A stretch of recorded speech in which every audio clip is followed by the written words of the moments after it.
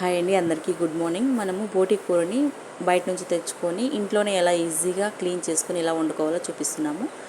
So బయట నుంచి తెచ్చుకున్న బోటీని మనం ఇలా పేగులు ఉంటాయి కదా, వాటిని ట్యాప్కి ఆన్ చేసి సో వాటర్ని ఫ్లో మీద ప్లస్ చేస్తే ఆ లోపల ఉండే ఆ బ్యాడ్ అంతా కూడా బయటకు వచ్చేస్తుంది. సో అలా 1 బై 1 అలా నీట్గా క్లీన్ చేసుకొని బాగా కడిగి 2-3 సార్లు 4-5 సార్లు కూడా కడగాల్సి వస్తుంది, ఎందుకంటే అందులో బ్యాడ్ స్మెల్ అంతా ఉంటుంది కదా. సో అదంతా కడుక్కొని ఉప్పు పసుపు కొంచెం వేసుకొని ఉడికించుకోవాలి బాగా.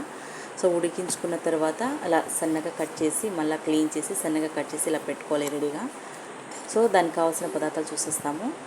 సో పచ్చిమిర్చి, ఒక హాఫ్ లెమన్, అల్లం పేస్ట్, కొత్తిమీర, కరివేపాకు అండ్ ఆనియన్, టమాటా. మనము ఆనియన్, టమాటా, జీడిపప్పు, 2 మిర్చి పేస్ట్ చేసుకున్నది కొంచెం. సో ఇవన్నీ రెడీగా పెట్టుకున్న తర్వాత ప్యాన్ పెట్టి ఆయిల్ వేసి ఆనియన్, కరివేపాకు, పచ్చిమిర్చి అవన్నీ వేయించుకున్న తర్వాత బోటి వేసి బాగా వేయించుకోవాలి. సో ఆ తడి అంతా పీల్చుకునేదాకా వేయించుకొని కొంచెం పసుపు వేసుకొని టమాటా ముక్కలు కూడా వేసుకోవాలి. టమాటా అండ్ అల్లం పేస్ట్ కూడా బాగా వేసుకొని కలుపుకోవాలి. కలుపుకున్న తర్వాత ఉప్పు, కారం, గరం మసాలా, ఇంట్లో తయారు చేసుకున్న గరం మసాలా కూడా కొంచెం వేసి కలుపుకోవాలి బాగా.